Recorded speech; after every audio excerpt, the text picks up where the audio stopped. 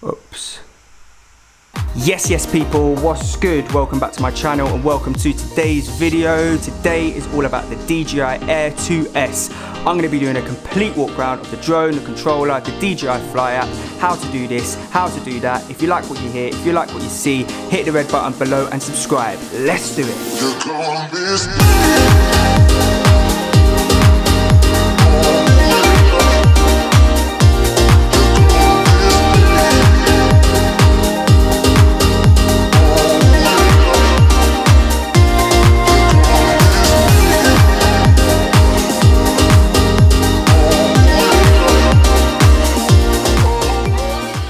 Right, so let's get straight to this. The first thing that I want to talk about with this drone is the battery pack and charging station. If you watched my unboxing video, you'll remember that the batteries do not come with any charging, so you have to charge them yourself when you get them. Now, the thing is, when I plugged these batteries in to the station, I thought they were on charge, but then I went back to them the next morning and it looks like 2 of them didn't charge at all and 1 of them did.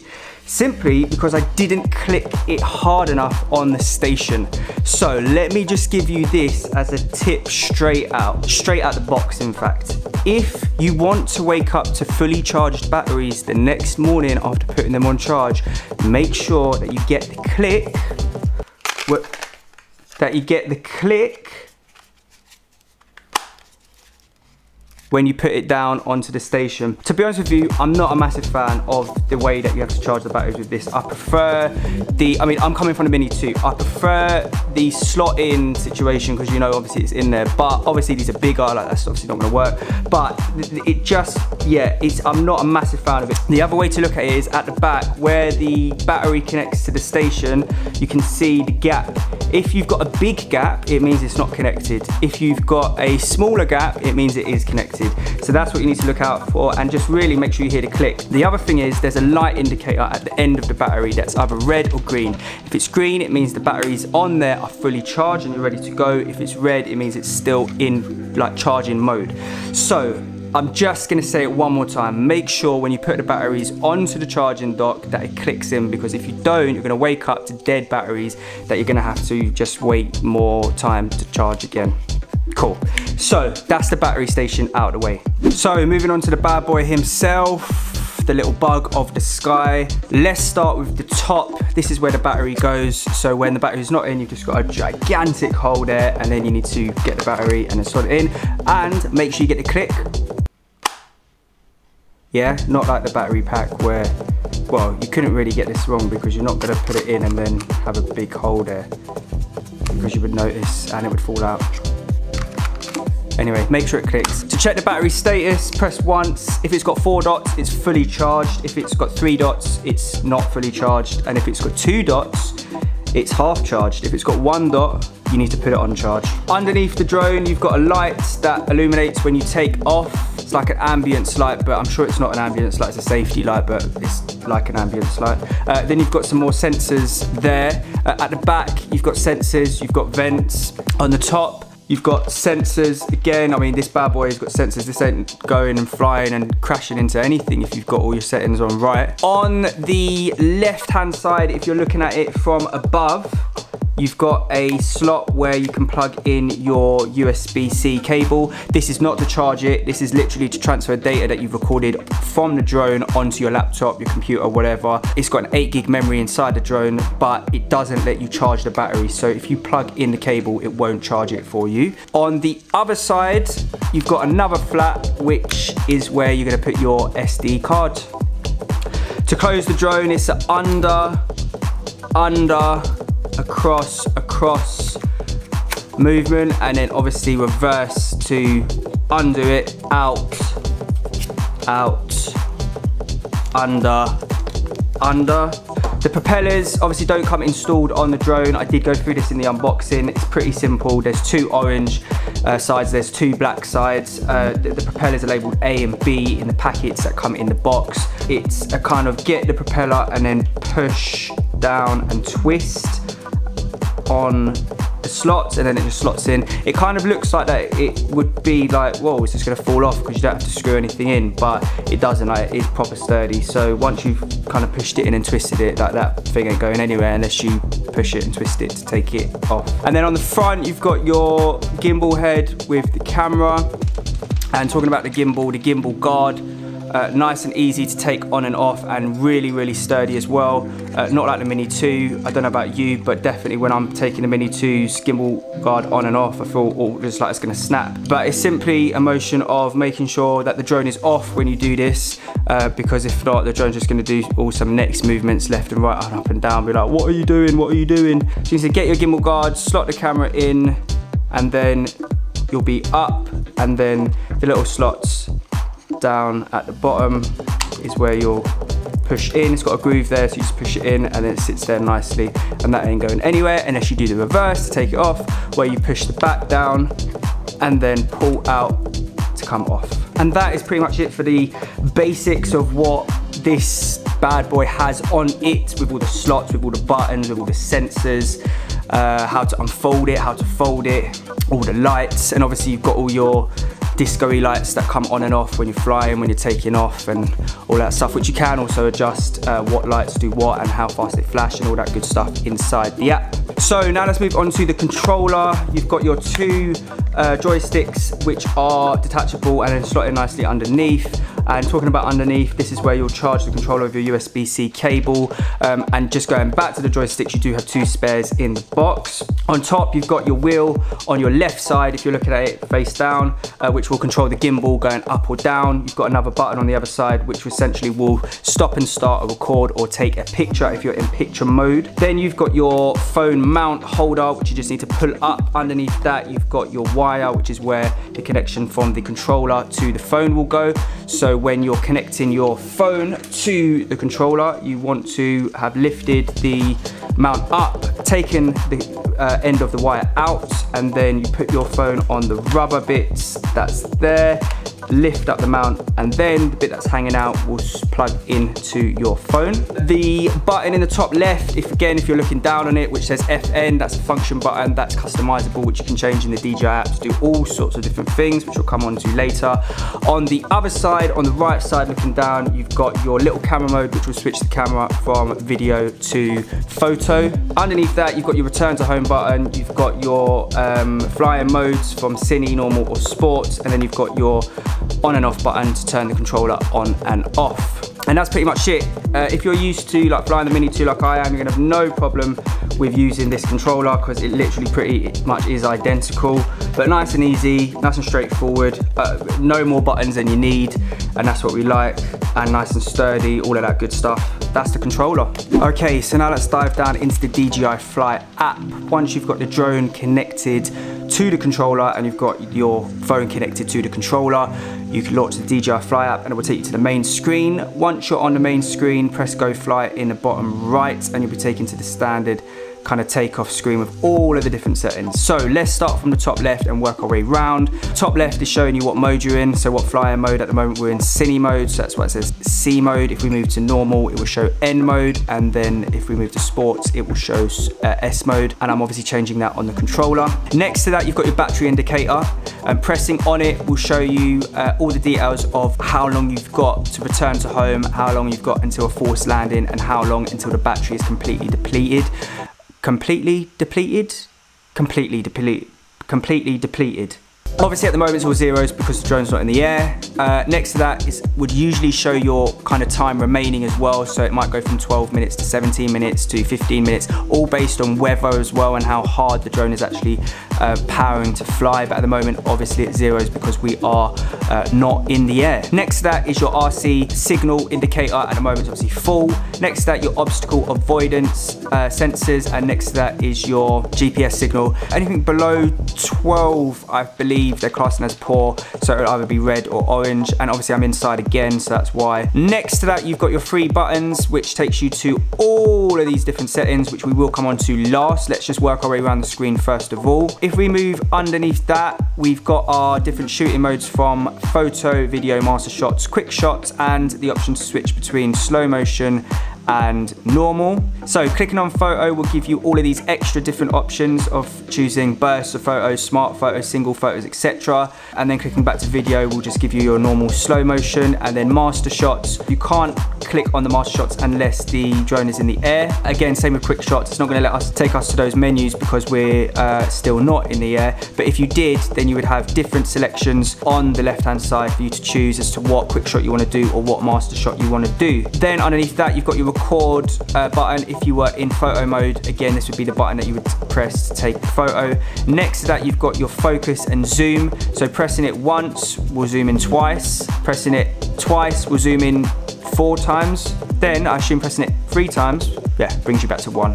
And then underneath that, you've got your playback. At the moment, I haven't recorded or taken any photos, but if I had, this is where I would view all of the data. And then going to the bottom right of the screen, this is where you've got the option to change your resolution, your frame rate, etc, etc. At the moment, it's in auto, so it does everything for us. If we press on it once, it takes us to pro mode.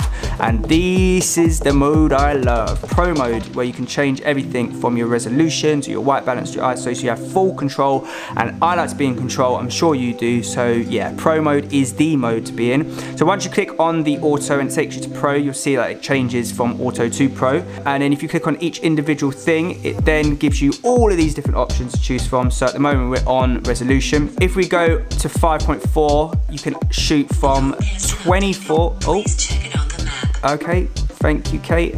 5.4K, 24 to 30, and then 4K, 24 to 60, 2.7, 24 to 60, and 1080, 24 to 60 as well. Then next out, your white balance. If you've got auto with the blue thing there and you press, that means it's on. So there you go, off, on, off, off. Then you've got white balance, then your shutter speed, then your ISO, and then your exposure. So yeah, so I like to keep things on pro mode anywhere we can. Because obviously that means you've got full control over making what you want to look, how you want to look it, instead of the drone or the camera thinking how it should best look, which sometimes it does do a good job, but sometimes you're like, nah. So pro mode is the mode to be in, and that's how you change all the settings. Moving on to the bottom left of the screen, this is where if the drone was in the air, you would be able to see how high and how far the drone is away from you as the home point, which is obviously the controller.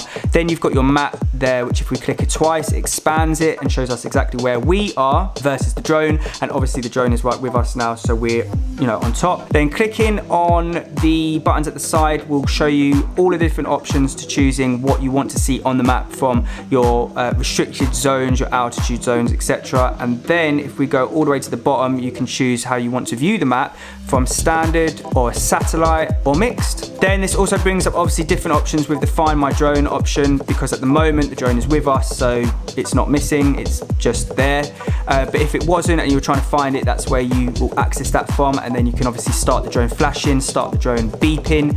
And you know what, I have learned that the accuracy of where, because I did it with my Mini 2 a couple of times where we was in a field, and the accuracy with it locating it is pretty sick. So it's pretty spot on with where you are and where the drone is. Then if we go above the map, we've got our takeoff and land button. At the moment, obviously we're inside. I'm not going to take off right now, but if we were taking off, this is where we would press and hold and it would take off. And then we do the reverse when we want to land. This would switch to land, so we would press that button and then we would press and hold and it would land, return to home, should I say. And then above that, you've got your obstacle avoidance. So that's pretty much the basics of the fly screen. You might be noticing some orange bars on the bottom and the top. That's basically the sensor telling me that there's something above and below the drone, to show you that it's basically saying, yeah, be careful. So let's move on to the menu settings. Pressing the 3 dots in the top right corner is going to take you to that. So we've got safety, control, camera transmission, and then your device info.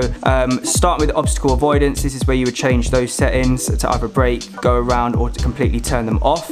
And then you've got your flight protection stuff. So how high is the max altitude you want the drone to fly, the max distance, and the return to home altitude. So when you hit that return to home button, if you're around things like buildings and trees, you always want the return to home amount to be higher than obviously anything that you're surrounded by, because then it will go higher and then land in the spot that you are without hitting anything in its path. If you wanted to update the home point, this is where you would do it from, by clicking on that, but obviously you would only be able to do that whilst you're in flight. And then all of the collaboration with the compass, etc. is underneath that. Your battery info, the LED lights, unlock geozone, find my drone, advanced safety settings is basically you being able to change what happens when the signal is lost. So does it return home, does it descend, does it hover? And then also what happens with the control sticks when you move them either in or out. And then we move on to control. This is where you can change the units of the aircraft. I like to keep it in metric. Then you've got your subject scanning. So when enabled, aircraft automatically scans and displays subjects in the camera view. Then your gimbal mode. Standard drone mode is follow mode, but obviously if you wanted to go a little bit crazy, then you can put FPV mode on. And then allow upward gimbal rotation. Yeah, keep that on, because that means you can go higher with the rotation of the gimbal using the side wheel on the controller. To collaborate the gimbal, obviously this is where you would do it. And then your advanced gimbal settings, which is what I love. This is where you can change all of the pitch speed, the smoothness, your speed and your smoothness for all of the different modes, cine mode, sports mode and normal modes. And obviously to get the best out of the cinematic stuff, these numbers are going to be key for, you know, getting that kind of footage. And then phone charging. So when you've got your phone connected to the controller, do you want the controller to charge the phone at the same time? It's good and it's bad. That's a personal thing for people to have on, because if you do have it on, the controller battery is obviously going to be completely depleted. No, we're not going to go back to this, completely depleted. And I don't even use depleted. Like, I don't think I've ever used depleted as a word up until I read it on here, but for some reason I just said depleted again. Right, okay, so I don't have it connected. I don't have the setting turned on, because it means that the battery charge from the controller is using more when you're charging your phone, which means you need to charge the controller more. But if your phone was nearly dead, obviously, you know, you can't fly without it, so it makes sense to obviously let it charge from it. So it depends how you are with what charge you've got left on your phone versus the controller, etc, etc. At the moment I've got mine off. And then your stick mode, standard for most of them. I keep it on mode 2, that's what I'm used to, but again, if you wanted to change all the functions for that, that's where you would. And then to collaborate the RC, again, this is where you would do that. Camera, changing the format, MP4, MOV, and then the color from D-Log to normal, anti-flicker, on auto, video subtitles, your histogram, the overexposure warning, all of these bits and pieces, your grid lines, peaking level, white balance, and then again taking you to your storage. I don't have any SD card in it at the moment, but if I did, again, it would show me that's where the storage is. Transmission, if you've got it on HD and you're far and the drone's far away from you, what I have noticed before is that there can be some lag in what you're viewing, but it is still recording what is coming out the drone, not what you're viewing, if that makes sense. So because you're trying to view it in HD, but the connection might be a bit lower, it's not going to let you see it in full HD, which means it keeps jumping and lagging, but that's not how the actual drone is recording it. So when you watch the footage back, whatever you've seen on the screen doesn't actually look as it did earlier on when you tried to view it whilst it was in the air, if that makes sense. If we go back to control, remember earlier when I was showing you the controller, I was talking about the FN button, the function button in the top left corner. This is where you're going to be able to change what that button does. So if you tap it once, it's going to do one thing. If you double tap it, it's going to be doing another thing. If you scroll down when you're in control to stick mode, and then you get to button customization, you can see that you've got the FN button is highlighted in the picture, and then you get to choose what you want it to do when you tap it once or you tap it twice. So if we bring down the drop down boxes, so you've got all of these different options to choose from when you tap it once, and then again you've got the same options that come up for you to choose a different thing, obviously, when you tap it twice. So that's where you would customize that button. And that is it for the DJI Air 2S Beginner's Guide. If you like what you've seen, check out my other videos, subscribe to the channel, and I'll see you on the next one. And I'm out. Peace.